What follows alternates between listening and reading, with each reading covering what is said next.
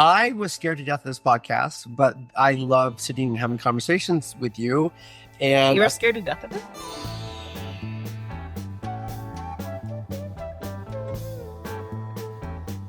Welcome to Old Dog New Tricks. And you'll be listening to this in 2025. It's still 2024, and we think it's a good time to take stock of what happened this year, what went well, what we would have changed maybe, what we learned from things that went awry, some of our best memories. To hopefully encourage you to do the same. I think everybody gets really excited about creating their New Year's resolutions or New Year's intentions, but I think that you are really skipping a step if you do that without reflecting on your year. Because how are you supposed to know where you're going if you don't know where you've been? Oh, I love that line. Yeah. So what do you say? So I was listening to yoga girl, Rachel Brathen. She's Swedish. She's like one of the first people I ever followed on Instagram. She always does an end of year practice and a New Year's intention setting ceremony. So I did her end of year practice this morning, and I would recommend giving it a listen. But just to give you an overview of what it is, you journal about, what was 2024 for you? You can kind of think of like if there is a word that comes to mind. And for me, 2024, I feel like was a lot of doing. There was a lot going on this year. And after you kind of write your general thoughts of what 2024 was, it's really nice to then go month by month. And so I went through my photos. I started in January. The iPhone organizes all this for you now. I wrote down January, and then I highlighted, a few things that happened in January, February, March, April. So it jogged my memory of like what actually happened this year. And a lot of shit happened this year. I think we forget all the things that happen in a year. And then she recommends you go through like the top 3 things. Like, what are the biggest things that happened in your life this year? What are some of the lessons you learned from those things? Do you need to celebrate yourself for some of those things? What are the things that you're really grateful for? What are the things that were really hard this year? And what did you learn from them? And it just allows you to take stock of what happened in 2024 and how you want to move forward. So I think we can go a little bit into those today. I also found some other questions. We also do this thing called high-low buffalo. So we're maybe going to do some highs, lows, and buffaloes of the year. I thought that's what we're doing. That's what my homework assignment was. Okay, I'll follow my highs. Obviously highs. What my lows, things that didn't go as planned or were not expected. Yeah. And then we do this when we have a good day, when we go on a trip. You're like, what was your high, low, and buffalo? And buffalo is that odd, that weird, crazy, funny, mysterious, something interesting. So you told me I was going to do my high, low, and buffalo for the year, and I could have maybe like 3 in each category. Okay, we'll stick to that. And if you want to go a little deeper, you can do the practice that I referenced on your own. But me as the old dog, I would like just to keep it nice and light and do my homework assignment. That one is assigned to me. I will not be listening to your yoga person's podcast, but it sounds fascinating. Well, it wasn't like fascinating. It was just good exercises that I outlined already to you. Sometimes I use the word fascination when I didn't listen to a word you said, and I just want to seem like I was interested in paying attention. Well, I will start off here by saying Brian's a little fried right now. And I think he's fried because, it's Christmas time. The kids aren't in school, and we've had the kids for the past week. And the kids have no boundaries when their school is not in session. Maybe no boundaries is the wrong term, but like they don't really ask to have friends over. All of a sudden we turn around, there's 20 kids in the house. And when she says 20, it's not like an exaggeration. Like, oh yeah, whatever, they have 20 kids. No. Had you been with me when I got home last night, I think there may have been 20 children here. Yeah. And I don't think we actually posted this episode, so you missed our announcement that we were moving in together. But this frightens me a little bit because I am not the kind of person that likes to walk home to 20 kids in my house. Maybe once or twice a week, I'm okay with it. Every night of the week, it's a lot. So I would say one of my highs for this year was... I thought we were in a whole new episode. I didn't even know where it went. Okay. No, just an aside. But one of my highs this year was developing closer relationships with each of your children. I do feel like I'm close with each of them. I'm close enough with one of them that feels free to call me a bitch. Yeah. You now are treated equally to me. So that is a big stride. We don't want to end on our lows. So maybe let's start with our lows. Whew. All right. What's something in 2024 that didn't really go as you had planned or came out of the blue unexpectedly and made you blue? Well, it was what I just talked about. I think it was chaos with the kids. And I love these children, and I'm grateful that I'm closer with them this year, and that I feel like I can really be a positive person in their life, and that they're people that I truly deeply care about. This summer was very chaotic. We had gone through a lot of different things. A lot was going on and we kind of unexpectedly had them. And there's just not a lot of structure. I think that maybe when you go from being married to being divorced, like it's just a lot of change happens. There's things that you don't necessarily want to enforce with the kids. But I think that the lack of structure around kids gives me stress. And that summer was stressful for me. And let me explain that through my old dog eyes here. So yes, when you go through a divorce, you feel bad about the pain and uncomfort that you put the children through. And so now we're 3 years removed from said marriage, right? Somewhere there. 3.5. And so it is time to start building back those structures.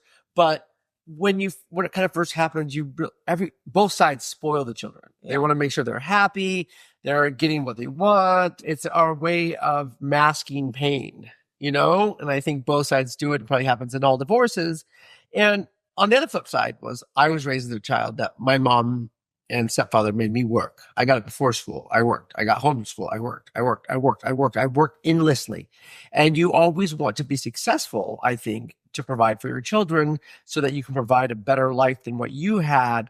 But I think myself and many other parents make the mistake of not just providing, but spoiling rotten your children. If my children's life was candy, they'd have no teeth. The cavities would be rampant. So we're getting back into a structure, and we're getting back into, as you are joining the family full time inside the house, new house we're moving into, we are going to build some more parameters and direction. So yes, it's been stressful for all of us. Yeah. And I think it's not about like controlling the children. Like, I don't think that's what it's about. It's like providing structure for everybody, like providing more predictability for you, because you get fried after a week with your kids, and you're not setting your kids up for success when somebody does everything for them their whole lives. And I think as a parent, you're like, oh, it's loving for me to do everything that my kid asks, but it's not. You're not setting them up for success in the real world. So that's something I'm excited for about. I think that's a whole session of podcasting. Yes. I'm sure it is, but it's just, I can make a comment about it. No, I know. So what was one of your lows? Let's show you. I thought I was going to be a YouTube star this year.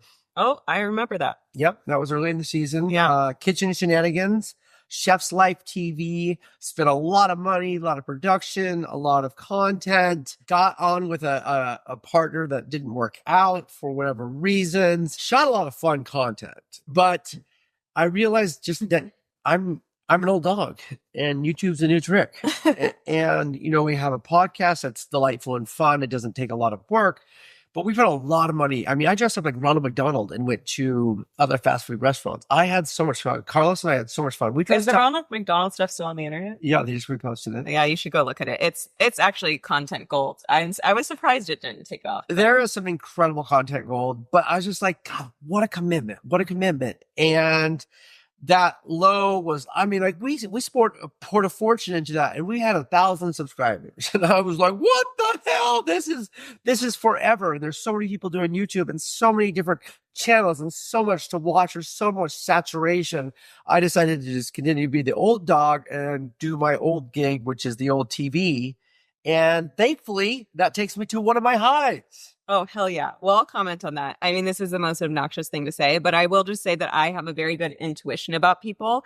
And the person that he got into a partnership with for YouTube, I said, I don't fucking trust that guy. He's a fucking snake in the grass, and you shouldn't give him money. And I was right. So I just had to throw that in there. You know what? But there's some content that we created, and this was just, this person had nothing to do with the content. Exactly. It was just the monetization and the exorbitation and, whatever. But whatever. I learned a lot of lessons, and it's a big lift. And this takes us to one of our most recent podcasts we did, where I was shooting a lot of little arrows this last year. I was shotgunning, meaning a lot of bullets, a lot of BBs. I was shotgunning stuff this year. And I think that's one of my biggest lessons I learned was, gosh, I really just got to focus on a few things and do them right rather than just trying to hit everything.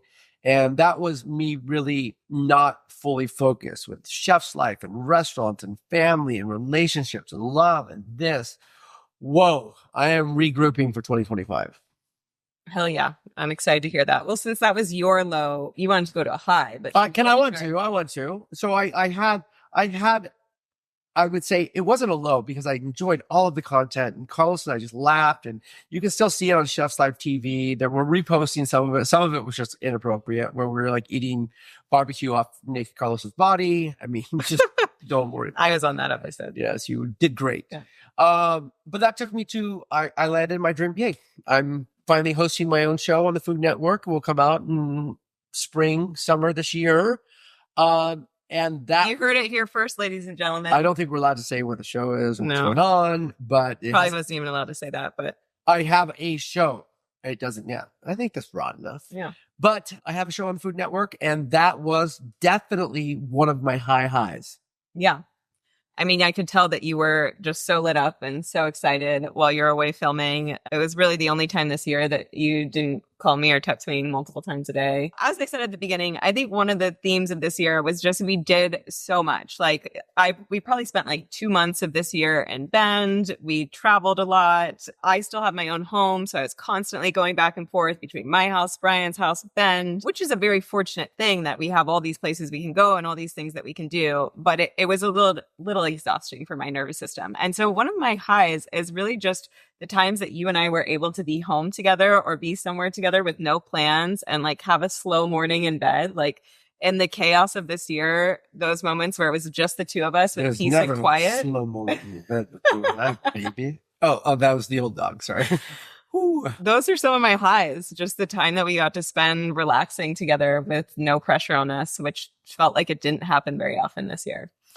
And those are the things I have the hardest time with, is when there's not something happening. I have a hard time relaxing and being patient for things to unfold. I want to constantly continue to unwrap presents without enjoying the presents. Whoa. Did you get that? Yeah. That was crazy. Yeah, that was crazy. Wow, the present. You guys got that. Was the present. It was the presents. He can't let himself enjoy the few slow moments that we have because I feel like there's so few and far between and there's always so much happening. And it's just like, if you could just remember that, like, it's very rare that there's going to be those lulls in between the waves and to really fucking enjoy them when they happen. Yeah. Yeah. But man, those waves are so fun. I love those waves. Yin and yang. Nobody ever takes a picture of somebody sitting in the still water. Yeah, they do. Oh, who? I have one in my house.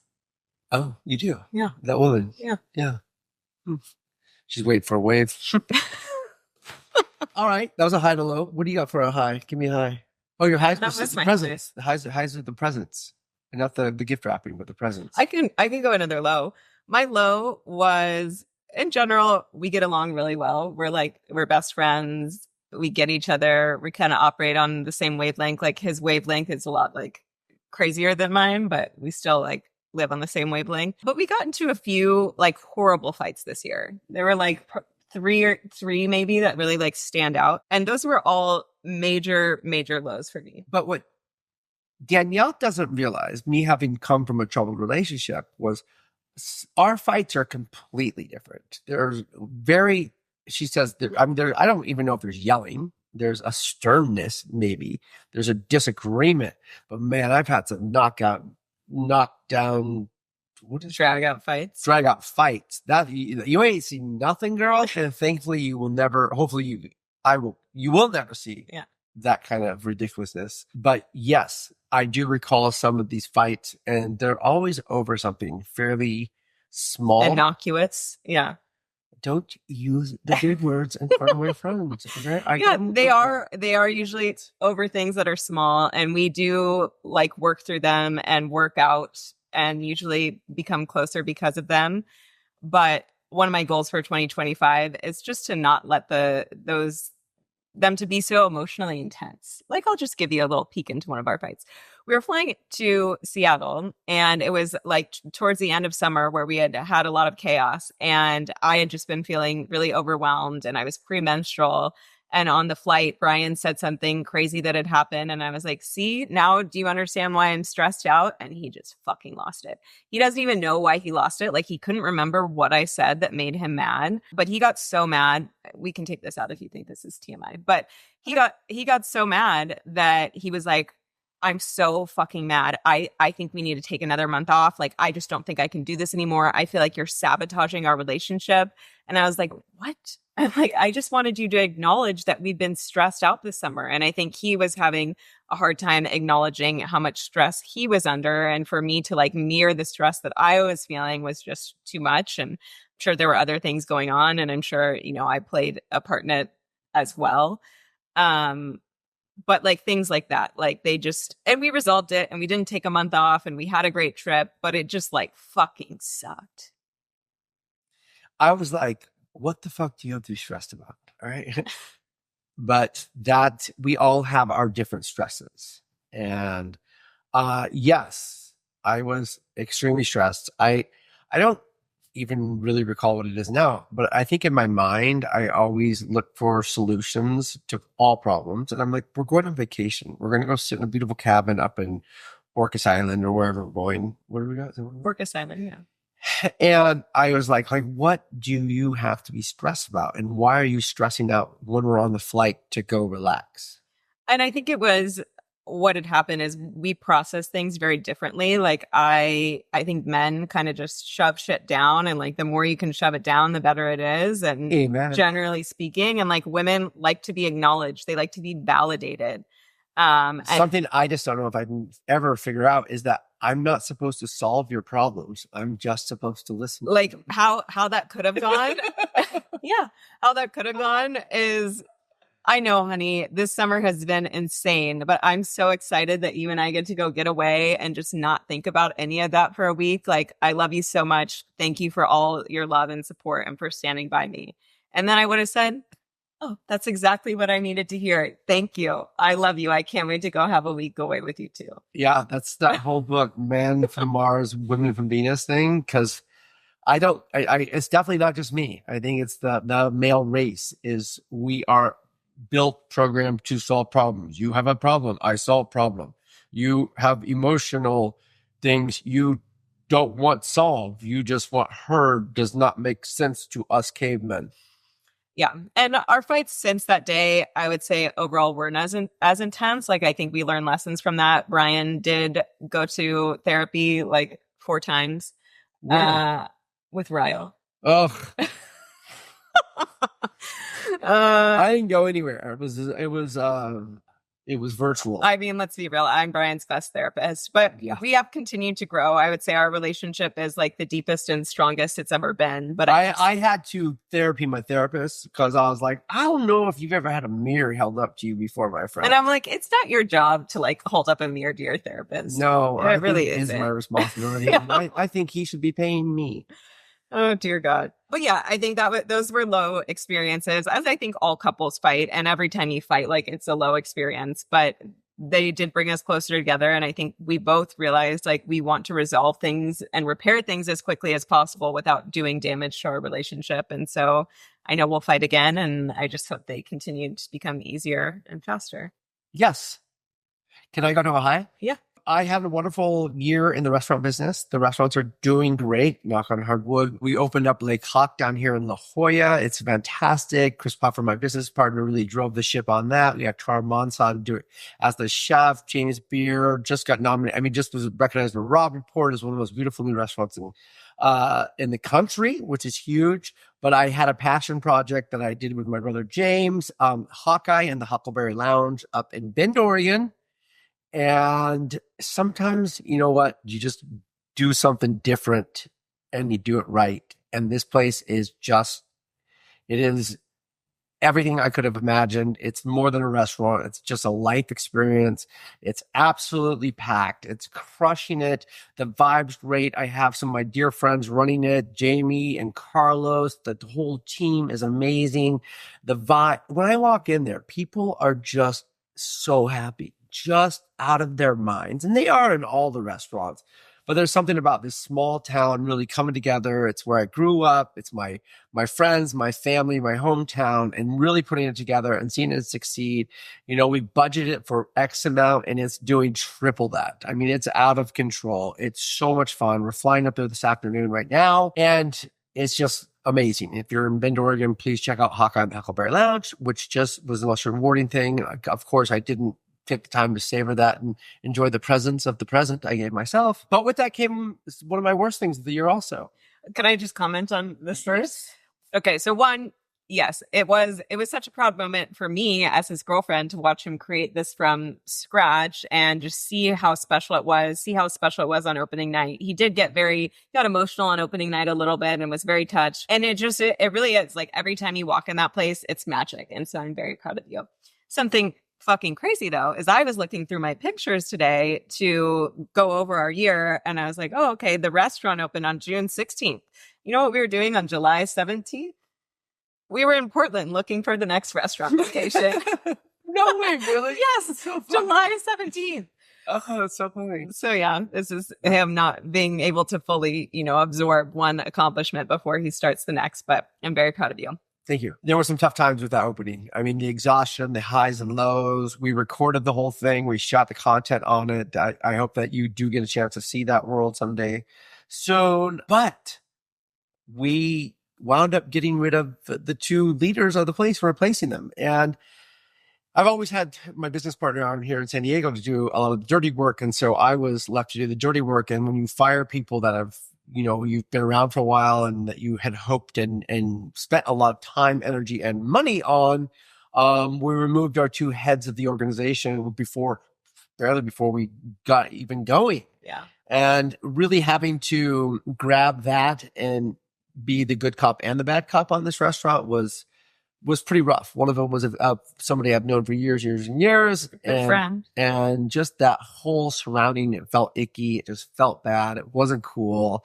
I don't personally take much responsibility for it, but it had to be removed, and we were able to move Carlos up there and get that all done. But that was just like, ugh, it just was foul taste. With such a victory, having to deal with just something that was just not good was not fun. Yeah. I mean, you hate conflict and doing stuff like that. 100%. But I think that was, it sucked. It was unfortunate that the situation turned out that way, but I think it's good for you to have to engage in all aspects of your business. I think so also. It rounded me out very well. This podcast was a high for me. I think I was looking at the things that I wanted to accomplish this year, and I held women's circles for the first half of the year. And then the second half of this year, I focused on this podcast, and it's very fun to have something with you, and I find it fulfilling, and I have all these ideas of what I want to do with it next year to make it bigger and make it, something that really I pour my heart and soul into. And I am proud of myself for putting myself out there and my voice out there, because I'm not necessarily the kind of person that likes to be in front of the camera. I'm fine with it. I'm not uncomfortable, but it's not like what I love. But I do love being able to share things that I'm passionate about with people. And I love to be able to sit here and talk with you. So I'm looking to make this podcast bigger and better in 2025. And I'm looking to bring back my women's circles in 2025 too. Wow. I was scared to death of this podcast, but I love sitting and having conversations with you. And you were scared to death of it? I was scared. My kids, remember when we launched this thing? Or we launched it with penis positivity. That was like, hold on for the ride. Yeah. What is that called when you post something just to get attention? Clickbait.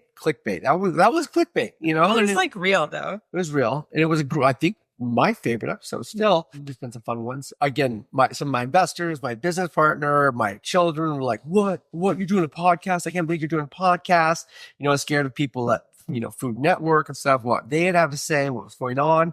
But then I was like, you know what? This is just so real. And it's not clickbait. And it is things that I really believe that when we have these conversations, I was like, oh my gosh, these are fun. You said we should share this information. And one of my, if not my most favorite thing in the whole world, is just talking to you and being present with you. And in the real world, outside of this little room, sometimes you say something to me and I'm in another world, just floating around. Here, I have to be present. So it's really good for us. And we constantly think of more things to talk about, more things to do. And I know we don't have 10 million followers. I know we don't have 5,000 followers. I know we don't have 500 subscribers, but the amount of people that have reached out to me on social media or on the street and said, oh my God, you've changed my life.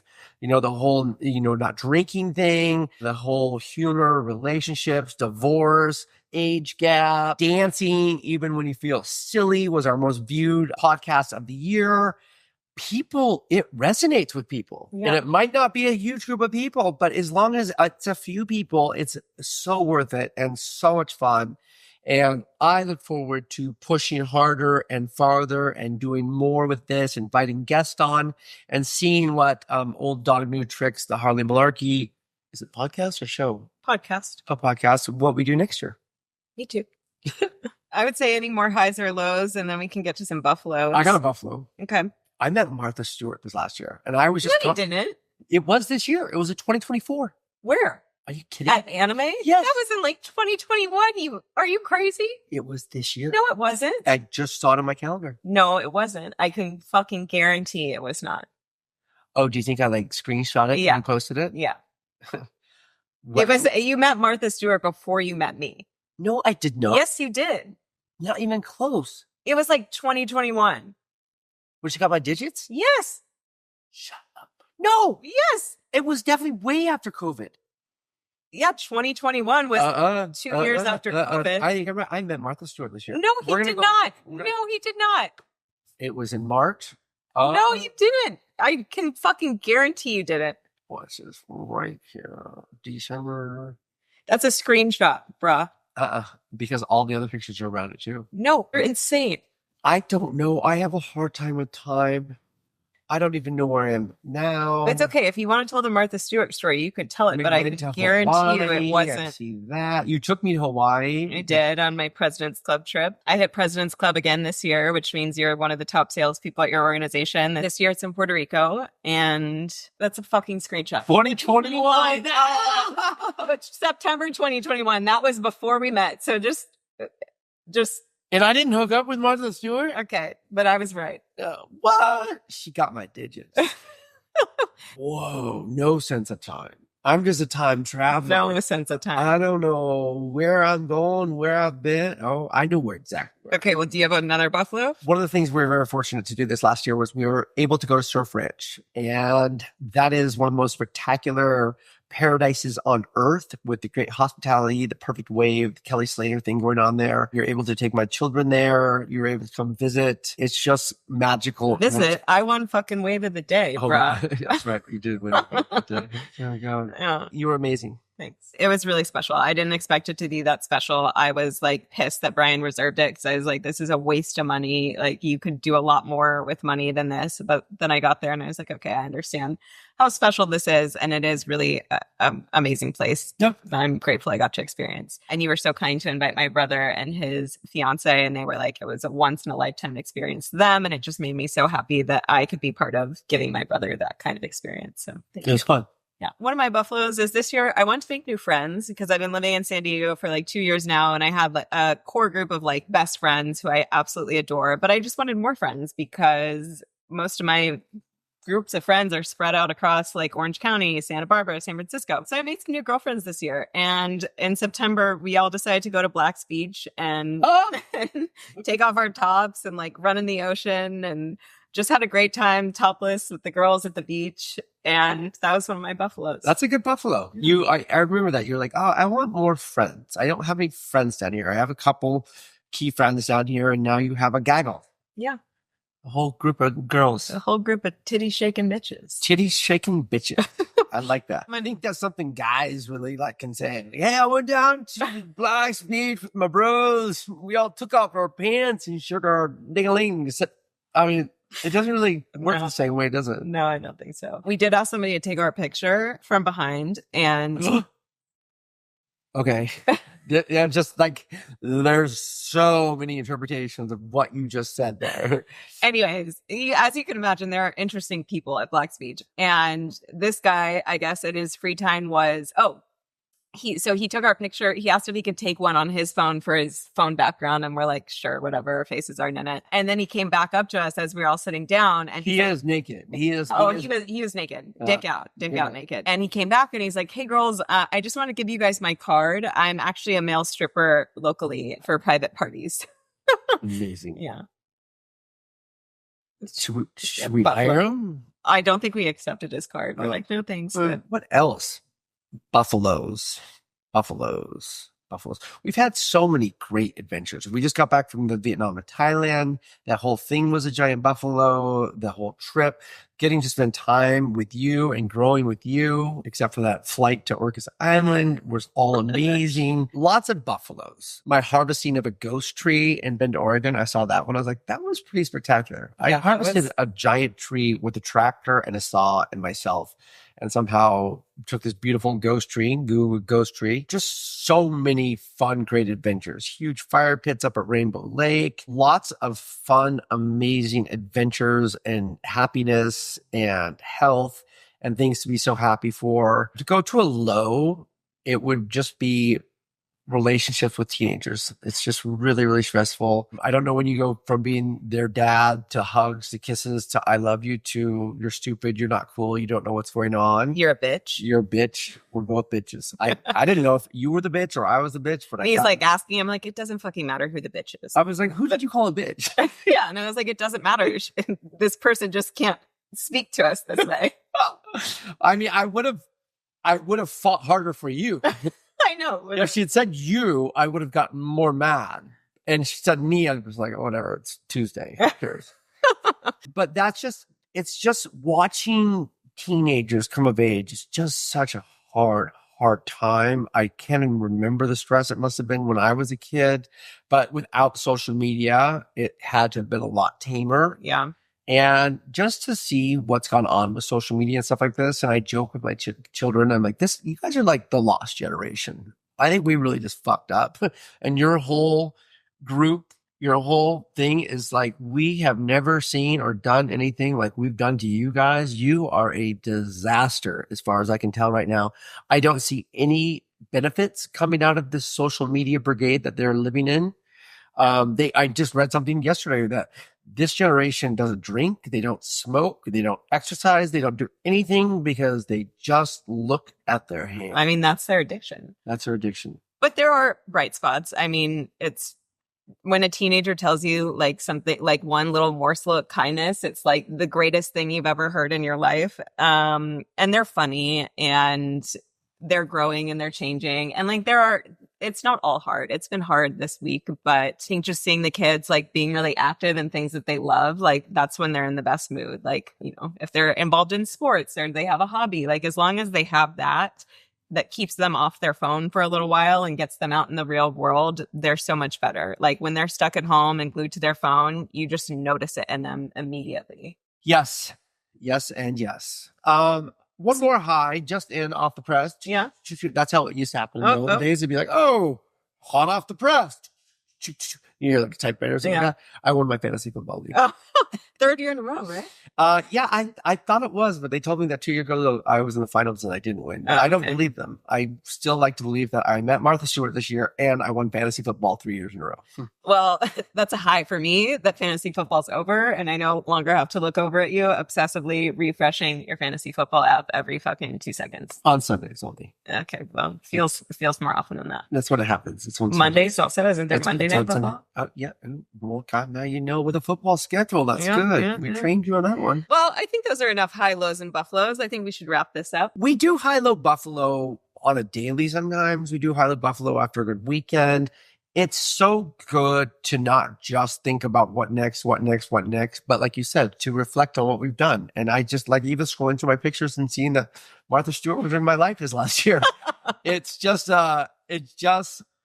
you know, it's good to recall because I'm like, oh, you know, like, I'm like, what did we do this year? And I'm just like, oh my God, I went to Paris. We were in Hawaii. We were in Mexico. We did this. We were in Orcas Island. We were like this. We were like that. I was like, oh, I got exhausted just scrolling through my year of what we've done. Me too. And look at all those little scribbles on that piece of paper. This is just to June.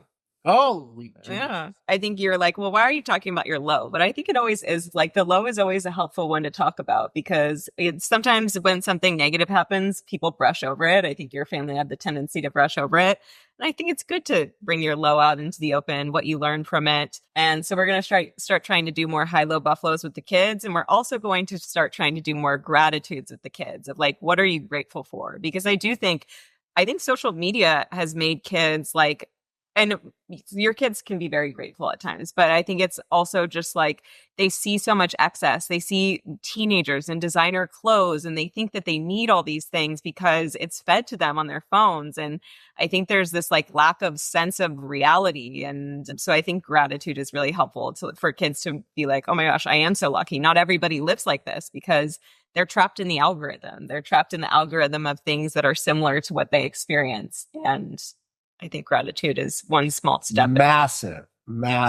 And, we just got through the Christmas holiday and presents. I mean, again, let's talk about that going into next December, because it seems like it's just like a war environment of what's expected and what's given and what's received and how it's taken, how it's handled. And I really think that's just one of the most fucked up things about our society and our community is our gifting. And I mean, that's certainly just a whole nother podcast, because I know you want to talk about that. And we just watched that TV show about I don't know. It was a pretty shitty documentary, but I got the point across just about all the waste in the world. And it made me think like we hope to have a child one day, I think.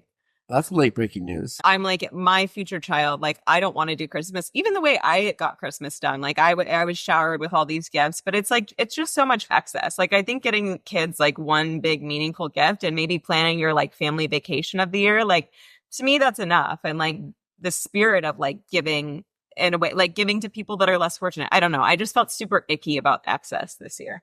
Ugh, me too. Yeah. So we are going to attack this podcast next year because we just have so much stuff. And I think it's, again, we hope you listen, but this is healing for us. And it's so much fun for us to have this conversation with each other. And we're going to bring in some guests coming up this next year also. So, listen, tell a friend. Let's get ready for a big 2025. Something real quick before we end this real quick is everyone they come up with like, I'm going to quit drinking. I'm going to have a sober January. I'm going to exercise. I'm going to do this stuff. And if you have a drink or you don't exercise, and it doesn't mean your year's over. It just means like, okay, reset. Yeah. Like if you trip in a race, get back up and run.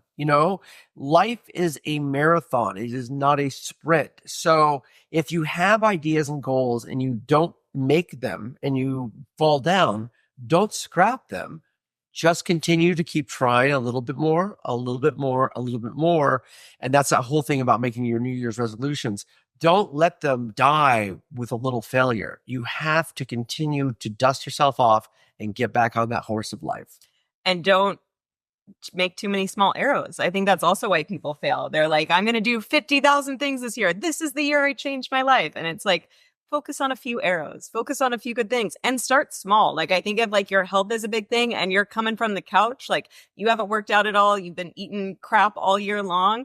Don't expect that you're just going to start going to the gym every day, eating, gluten-free and dairy-free and paleo and like making all these extreme changes. Like just commit to something small first. Like for the month of January, I'm going to walk at least 5 days a week for, X amount of minutes, and like make that happen all of January. And then you can add in another habit. I think people try and do too much too fast. And that's why everybody gives up on their resolutions by the end of January. Every journey starts with the first step. Amen. I'll let you have your mic drop today. Follow us on iTunes or Spotify or YouTube. Leave us a rating and review. We love it. Send us any questions. Yeah, I dare you to.